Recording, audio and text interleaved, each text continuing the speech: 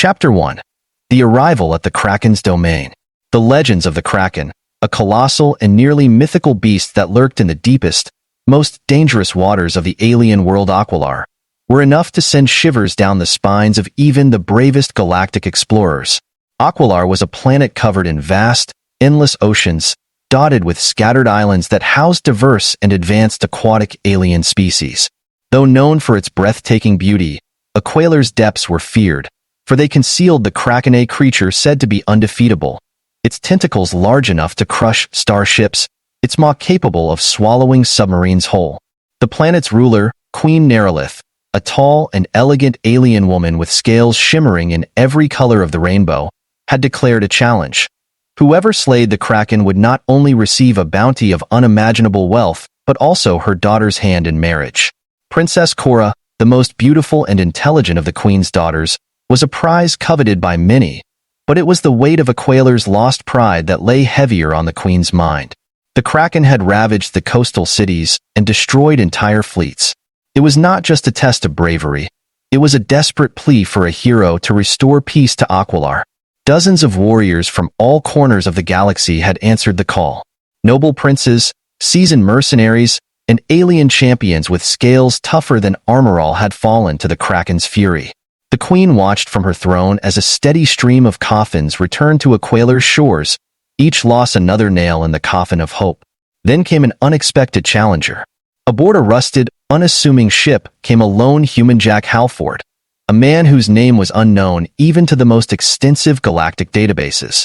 With sandy blonde hair, piercing green eyes, and an easygoing demeanor that seemed to mock the very idea of fear, he was not what anyone expected in a hero. Whispers rippled through the palace when he arrived at court, dressed not in shining armor or decorated with medals of valor, but in a simple explorer's outfit. Some laughed, others shook their heads in disbelief. Queen Nerolith's eyes narrowed as she observed this peculiar human. "Do you know the fate of those who have come before you?" she asked, her voice cool and regal. "I've heard the stories," Jack replied, flashing a roguish grin. "But none of them were human, were they?" The court gasped at his audacity. Queen Nerolith's gaze grew sharper. "And you believe being human gives you an advantage, Jack Halford?" Jack's smile did not waver. "I believe that where others saw an unbeatable monster, I see an opportunity." Princess Cora, who had been watching silently, raised a brow at the human's confidence. Her golden scales shimmered slightly as she leaned forward, intrigued. She was the most sought-after prize in the galaxy, and yet this human seemed far more interested in the challenge than in her. It was refreshing. Queen Nerolith, however, was less than convinced. "Very well, Jack Halford. You may have your chance. But beware, the Kraken has never been defeated, and those who have tried are no more than fodder for its bottomless hunger." Jack simply nodded, his expression becoming serious for the first time. "I'll need a small ship, reinforced for deep water navigation, and a week to prepare," he said, laying out his plan calmly. "I'll go alone." Another wave of shock swept through the court. The greatest warriors of Aquilar had gone with fleets and failed, and yet this human wanted to face the Kraken alone? Princess Cora's eyes sparkled with a mixture of doubt and admiration. "You're either the bravest or the most foolish being I've ever met," she said softly as Jack turned to leave. He paused and looked back, giving her a wink that made her scales glimmer with a strange warmth. "I'll take that as a compliment," he said, and with that, he left the court, leaving the spectators with their whispers of doubt and anticipation. Over the next week, Jack was seen working tirelessly on a small ship given to him by the Queen.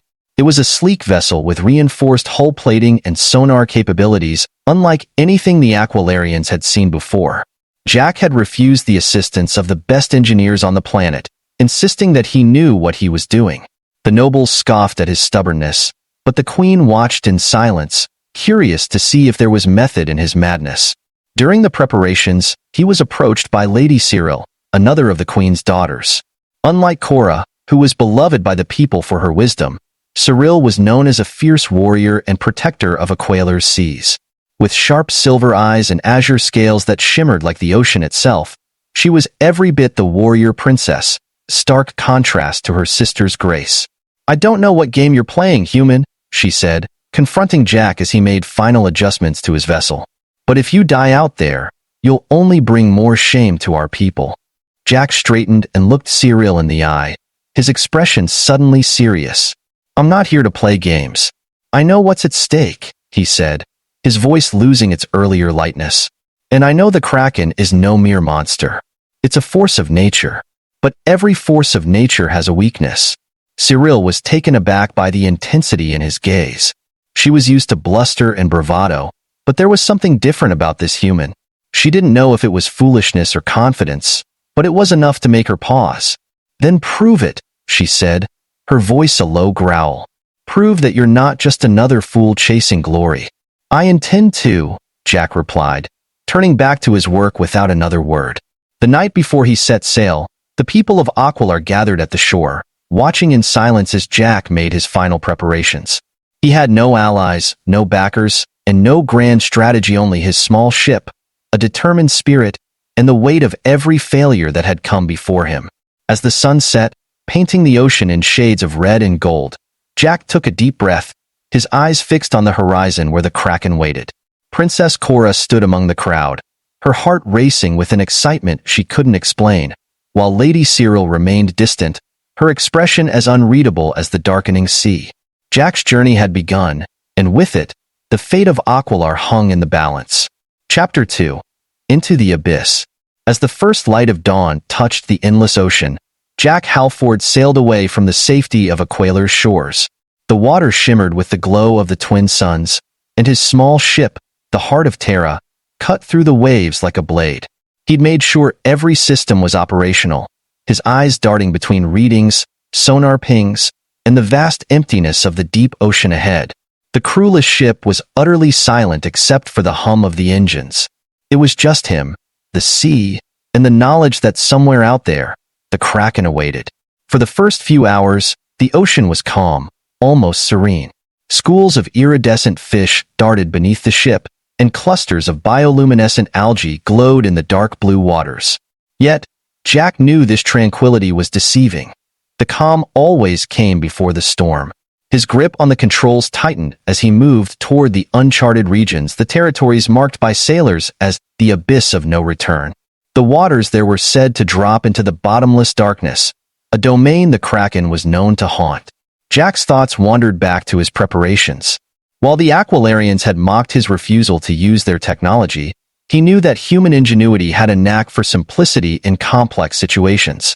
His ship was equipped with a specialized weapon, a sonic disruptor, designed to deliver vibrations so intense that it could disorient even the most dangerous of aquatic beasts. But Jack was a realist. He didn't trust technology alone. He also carried old-fashioned harpoons reinforced with a rare metal known as archium, mined from the deep reaches of Earth's colonies. There was no margin for error. As he pushed further into the abyss, the waves grew rougher, and the sky darkened with an unnatural haze. The sunlight struggled to penetrate the swirling clouds that now loomed overhead.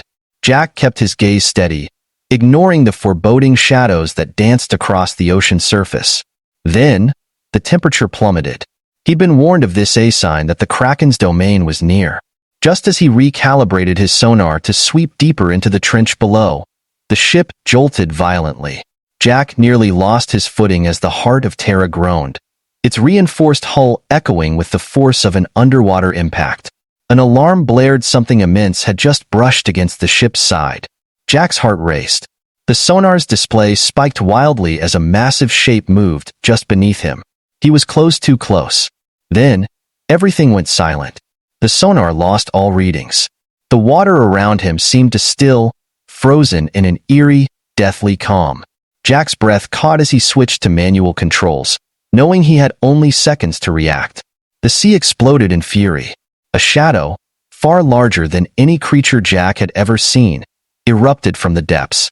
Tentacles, each as thick as the tallest trees, surged out of the water, curling toward the Heart of Terra.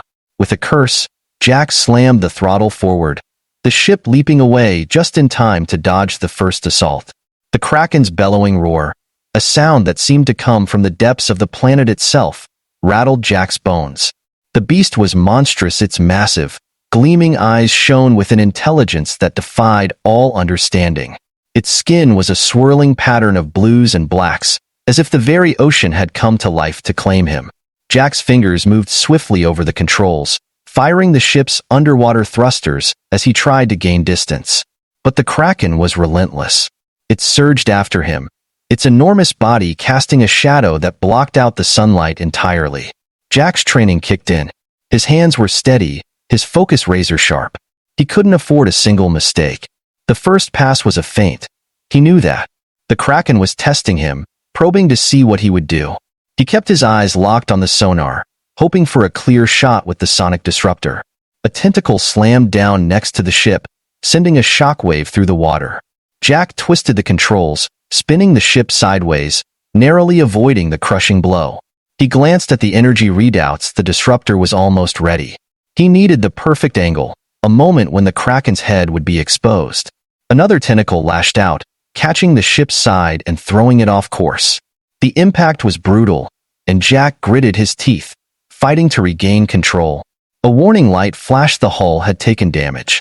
He forced the ship to stabilize, his eyes narrowing as he saw the Kraken's maw opening, revealing rows of razor-sharp teeth. It was now or never.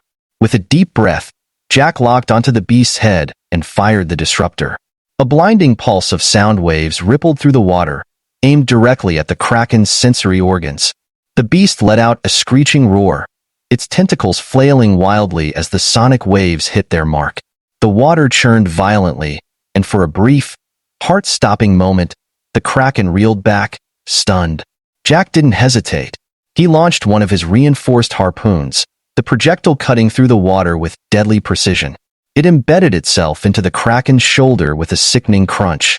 The beast roared in pain, thrashing wildly, but Jack was relentless. He fired another harpoon, this time aiming for the Kraken's vulnerable underbelly. The Kraken's rage was like nothing Jack had ever seen. It lashed out with all its fury, the ocean boiling around it. Jack fought to keep the ship steady, his hands moving faster than thought as he dodged, fired, and recalibrated. Each hit was precise, each maneuver carefully calculated. But he knew he couldn't keep this up forever. A massive wave hit the ship, knocking out the main power. The lights flickered and died. Jack's heart sank, but he refused to give up. He switched to auxiliary power, feeling the ship's engines hum back to life, though at a fraction of their original strength. The Kraken was weakening. Its movements were growing sluggish, but it was far from defeated. Summoning the last reserves of his strength, Jack did the unthinkable. He plunged the ship directly toward the Kraken's open maw. The beast's eyes widened in surprise as the small vessel hurtled toward it at breakneck speed. Jack knew this was a gamble. If he missed, there would be no second chance. He grabbed the ship's emergency manual harpoon gun, aimed, and fired just as he veered away at the last possible second. The harpoon struck true, piercing deep into the Kraken's head. There was a deafening roar, and for a split second, time seemed to stand still. Then the Kraken's massive body shuddered, and it began to sink, its eyes dimming as it descended into the abyss from which it came. Jack's ship, barely holding together, floated to the surface, the victory a bitter taste in his mouth. He had done it. The Kraken was dead, but the price had been higher than he had expected. The ship's systems were failing, the hull breached in several places. Yet, he was alive and the Kraken's reign of terror was over. The ocean was silent once more, the churning waves settling into a gentle calm. Jack, breathing heavily, watched as the horizon began to glow with the light of the rising suns. It was over, or so he thought. Little did he know that his victory would earn him not just the gratitude of Aquilar, but a future far more complicated and rewarding than he had ever imagined. "You have earned not only our gratitude but also my hand, as promised," Cora said, her voice clear and melodious. The court erupted once more, the nobles cheering and applauding the union of their savior and the beloved princess. But before Jack could respond, another voice cut through the clamor. "What of Aquilar's honor?" The voice was sharp, firm, and carried with it the weight of tradition. Lady Cyril, the queen's second daughter, stepped forward, her silver eyes blazing with defiance. The warrior princess, draped in battle-ready armor rather than ceremonial robes, looked every inch the fierce guardian she was known to be. "Cyril," the queen warned softly, but the younger princess continued. This human has not only slain the Kraken but has restored pride to our people, Cyril said, her gaze locked onto Jack's. He has done more for us than any alien warrior, more than any of our champions. Yet, to give him a single reward would be an insult to his bravery. Jack blinked in surprise, unsure of where she was going with this. The court grew silent, the nobles exchanging puzzled glances. Even Queen Nerylith seemed uncertain. "What do you mean, Cyril?" the queen asked, her tone cautious. Cyril took a deep breath, her eyes never leaving Jack's. "Our people have always honored true strength with loyalty," she said. "Jack Halford has proven himself a hero not just to Aquilar but to me as well. It would be my honor to share his future, as a partner and an equal." A stunned silence followed her words. Jack's heart skipped a beat, and he found himself lost in Cyril's intense gaze. He could see the sincerity, the admiration, and the fierce loyalty in her eyes, a loyalty he knew was rare and precious among her kind. The queen's eyes widened in surprise, but then a knowing smile touched her lips. "It seems you have won more than just our gratitude, Jack Halford," she said softly, her voice carrying a warmth that filled the court. "You have captured the hearts of my daughters." Jack, still trying to process what was happening, opened his mouth to speak, but Princess Cora stepped forward, a gentle smile on her lips. "I, too, am honored by your courage, Jack," she said, her eyes warm and kind. "You have saved our people, and if Cyril wishes to share this bond, then so do I. Our traditions allow it." Jack's eyes widened. He had heard rumors of Aquilarian customs, of the deep ties their people held to loyalty and honor, but he had never imagined such a moment.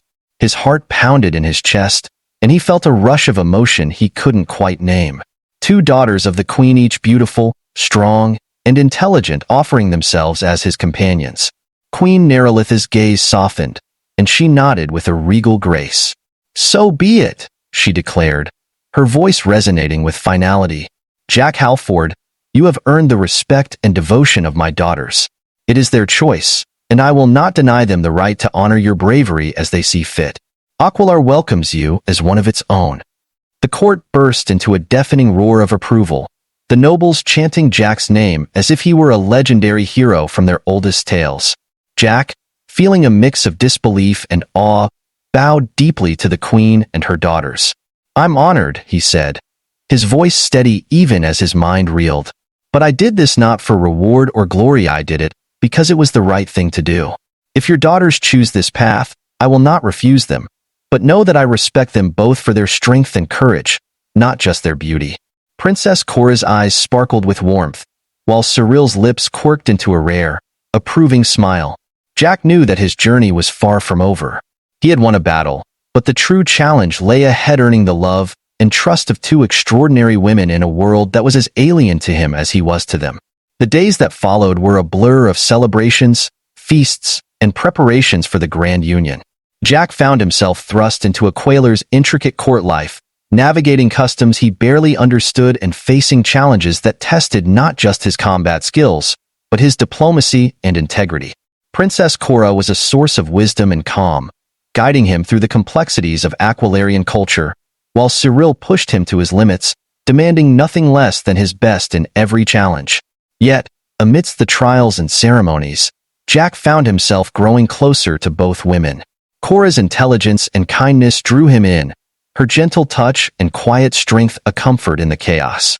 Cyril, fierce and unyielding, challenged him to be better, to face his fears without hesitation, and to never back down from a fight. The bonds he forged with them were unlike anything he had ever experienced, deeper and more profound than he could have imagined.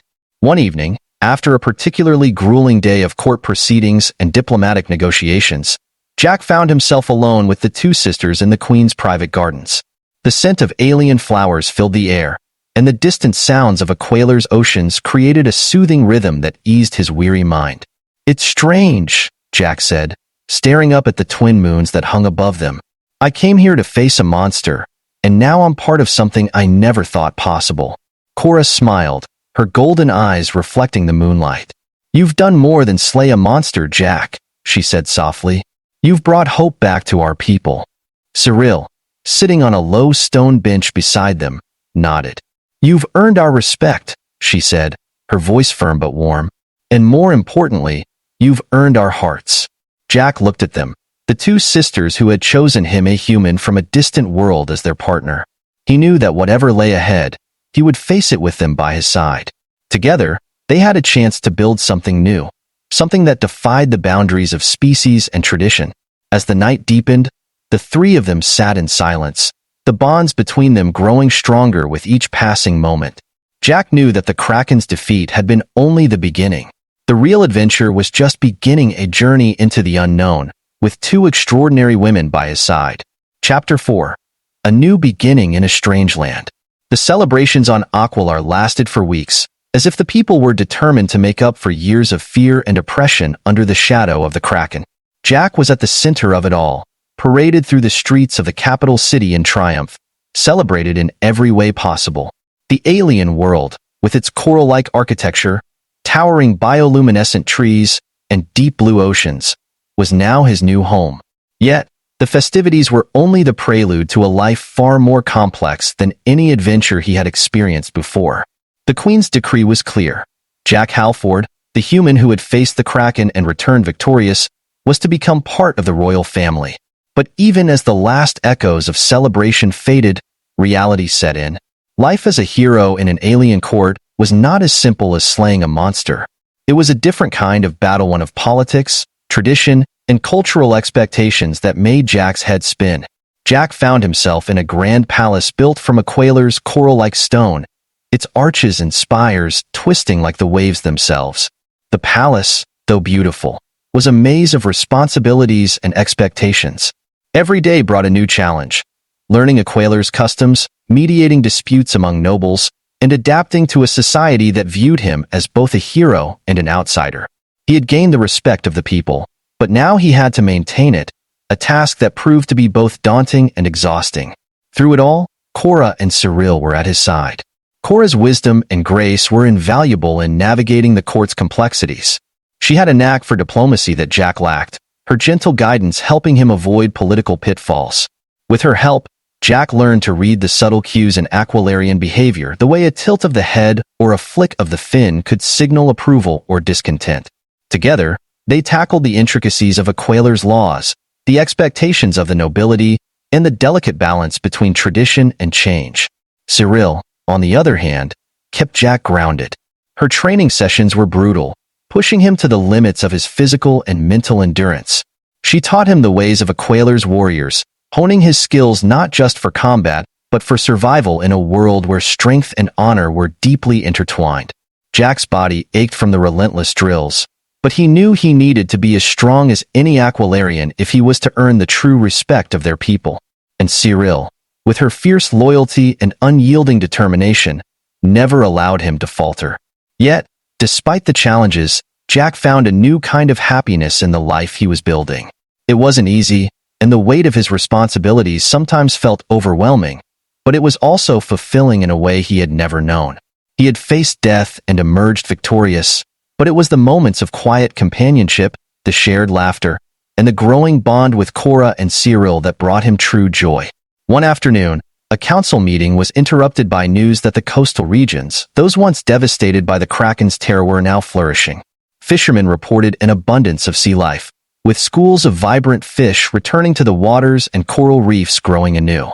The elders, skeptical of Jack's success, began to admit that perhaps the human had brought not just safety but prosperity to their world. It was a turning point for Jack, and even the most stubborn nobles had to acknowledge that his actions had changed a Quailer's future. But not everyone was pleased. There were those who saw Jack as a threat to tradition, a foreigner who had won the hearts of the Queen's daughters and who now held influence in the court. Rumors spread of dissent among the nobility, of factions forming against the new order that Jack represented.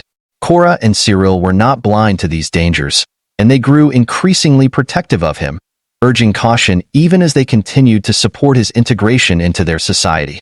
Then came the day of the binding ceremony, a sacred ritual that would officially make Jack a part of the royal family and unite him with Cora and Cyril in the eyes of their people. The entire capital city gathered to witness the event, the streets lined with onlookers and the palace gardens filled with delegates from distant islands. It was to be a moment of triumph, a final confirmation that Jack's victory over the Kraken was not just a fluke but the start of a new era. Jack stood in the center of the garden, feeling the weight of thousands of eyes upon him. The ceremony was unlike anything he had ever seen. Aquilarian priests, draped in flowing robes that shimmered with bioluminescent patterns, chanted in their ancient language, invoking the spirits of the sea and the ancestors who had shaped their world. The air was thick with the scent of alien flowers, and the sound of waves crashing against the cliffs below filled the silence between the chants. Princess Cora stood on his left, her golden scales catching the sunlight as she smiled up at him. She held a ceremonial blade, its edge lined with intricate carvings that told the story of a Quailer's legends. Cyril stood on his right, dressed in her warrior's armor, her expression solemn as she held a spear that glowed with a faint, ethereal light. Together, they represented the balance of wisdom and strength that defined their world. As the chants reached a crescendo, the queen herself stepped forward, holding a delicate coral necklace, an artifact said to be blessed by the sea itself. With a nod, she placed it around Jack's neck, marking him as a part of a Quailer's royal lineage. The crowd erupted into cheers, and the ceremony continued as Cora and Cyril took turns reciting ancient vows, their voices steady and clear. But just as Jack was about to respond, a flash of movement caught his eye. From the shadows of the garden, a group of cloaked figures burst forth, their weapons drawn and aimed directly at the royal family. Gasps and screams echoed as the crowd scattered, and Jack's instincts kicked in. With a roar, Cyril moved faster than lightning, intercepting the first attacker with a powerful strike of her glowing spear. Jack, unarmed but not helpless, grabbed the ceremonial blade from Cora and threw himself between the assassins and the queen. The air was filled with the clash of steel, the shouts of warriors, and the chaotic rush of battle. Cora stood firm, her face calm and determined, chanting an incantation that seemed to draw power from the very ground beneath them. Jack fought with everything he had, his movements guided by the training Cyril had drilled into him over the past months. The assassins, though skilled, were no match for the fury of a man who had faced the Kraken itself. One by one, they fell, their ambush thwarted by the unexpected strength of the human they had underestimated. As the last attacker was subdued, Cyril grabbed him by the collar, her eyes blazing with fury. "Who sent you?" she demanded, her voice like ice. The assassin, wounded and defeated, sneered through bloodied teeth. "You may have slain the Kraken, but you'll never be one of us," he spat, before collapsing into unconsciousness. A tense silence fell over the garden, broken only by the labored breathing of the combatants. Jack, still holding the ceremonial blade, felt the weight of those words, the realization that his journey was far from over. The true challenge was not in defeating a monster, but in earning his place in a world that was not yet ready to fully accept him. Queen Nerylith stepped forward, her expression calm yet resolute. "This is not the end, Jack Halford," she said softly, placing a hand on his shoulder. "You have proven your worth time and again, and you will continue to do so. Aquilar needs you now more than ever." Jack nodded, feeling the warmth of Cora's hand in his and the solid presence of Cyril at his side. He knew that the path ahead would be long and difficult, filled with dangers both seen and unseen. But he also knew that he was not alone. Together, they would face whatever trials came their way, and they would build a future that defied the boundaries of tradition and expectation. As the sun set over the ocean, casting the world in shades of gold and purple, Jack stood with his two wives, the weight of destiny pressing down on his shoulders and a fierce determination in his heart. The Kraken had been only the beginning. The real adventure was just beginning. The binding ceremony concluded not with an ending, but with a promise of loyalty, of love, and of a future where a lone human and two extraordinary women would shape the fate of an entire world, together. Thank you for joining this epic journey where Jack Halford, the human who faced the Kraken, not only won the respect of an alien race, but also found love in a place he never expected.